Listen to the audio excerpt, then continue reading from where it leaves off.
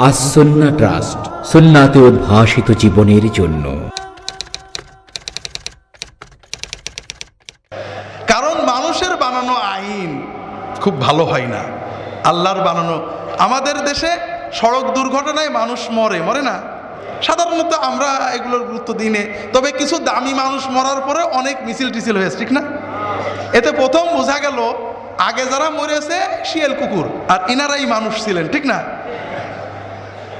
আমরা আইন করলাম, এই বিচার, এই শাস্তি, এই দিতে হবে, সেই দিতে হবে। আসলে ভাইরা, মানুষের আইন ভালো কাজ করে না। আল্লাহর আইন দেখেন, কিচ্ছু লাগবে না। আল্লাহর আইন হলো মানুষকে খুন করা কঠিনতম পাপ, তুমি খুন করো না। ড্রাইভার যদি সচেতন হয় যে আমার দ্বারা কেউ খুন হলে দুনিয়ার সব আইন থেকে বেঁচে গেলেও আমি দুনিয়াতে আল্লাহর গজবে পড়বো, আল্লাহ ধ্বংস হবে, আখেরাতে জাহান্নামে যাব, ও কি বেপরোয়া গাড়ি চালাতে পারবে? পারবে না, অসম্ভব।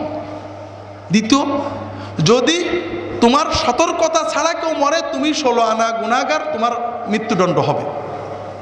আর যদি তুমি অসতর্ক হওয়ার কারণে ব্রেক ফেল হয়ে গেছে, অসতর্ক হয়ে গেছে, বিভিন্ন অ্যাক্সিডেন্টে কেউ মরে, তাহলে পরে তোমাকে দিয়াত দিতে হবে। দিয়াত মানে 100 উটের দাম। বর্তমানে বাংলাদেশের টাকায় আমার মনে হয় প্রায় 20-25 লক্ষ টাকা, আরও বেশি হয়ে যাবে এখন। এবং এইটা দেবে, এটাও ইসলামে একটা ব্যবস্থা আছে। ওই ব্যক্তি দেবে না, ওই ব্যক্তির আত্মীয় স্বজন তারা জোগাড় করে দেবে। দেখেন, যে ভুল করে খুন করলো, যে নিহত হলো, তার জন্য অন্তত তাকে তো ফিরিয়ে পাওয়া যাবে না, তার আওলাদরা যেন অন্তত বেঁচে থাকার মতো সম্বল পায়, এজন্য একটা ক্ষতিপূরণের ব্যবস্থা হলো, ঠিক না? 2 নম্বর, একক ব্যক্তি যার কারণে অ্যাক্সিডেন্ট হয়েছে, তার জন্য ওইটা দেওয়া কঠিন। আল্লাহ বিধান দিলেন তার আত্মীয় স্বজনের উপরে বাধ্যতামূলক যে ওই টাকা জোগাড় করে দিতে হবে। ওই ব্যক্তিও নিঃস্ব হলো না। আমরা বাংলাদেশে যদি রোড অ্যাক্সিডেন্টে মারা যাই, ড্রাইভার সঙ্গে সঙ্গে পলাই, ঠিক না? আর যদি ধরা পড়ে, আমরা কি করি? মেরে খুন করে ফেলি, আর অন্তত গাড়িটা তো ভাঙি, ঠিক না? এই সবগুলোই হারাম। সৌদি আরবে দেখছি, একজন, সৌদি আরবের মতো এত বেশি গাড়ি অন্য কোথাও নেই, প্রচুর অ্যাক্সিডেন্ট হয়। তবে অ্যাক্সিডেন্ট হয়ে সাধারণত যার গাড়ি সেই বেশি মরে, কারণ গাড়ি বেপরোয়া নিজের মতো গর্তে পড়ে মরে।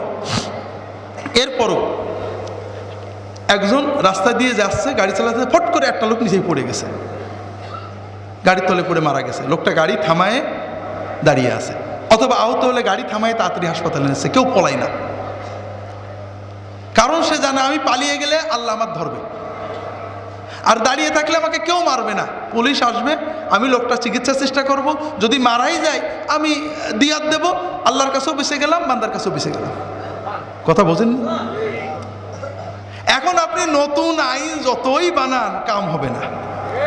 আর একটা হলো, আল্লাহর আইন মানুষের কালবিকে প্রভাবিত করে।